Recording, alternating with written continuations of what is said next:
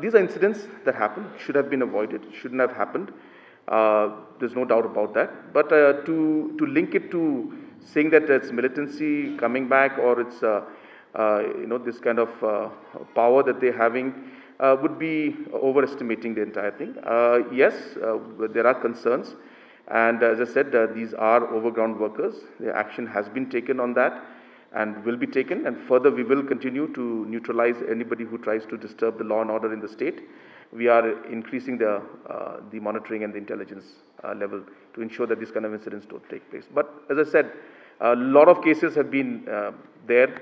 We have ensured that many such incidents don't happen, but then once in a while there is a slip and it could happen. But yes, we'll ensure that more intel is put into this entire activity. But as I said, there's a procedure and the process that has to be followed, and the most important part being that they have to shun violence and lay down their arms. So that is the most important thing, and obviously whatever discussion takes place should be within the constitution framework of the country. So these are a few basic things that need to be done. But yes, efforts are on to discuss this matter.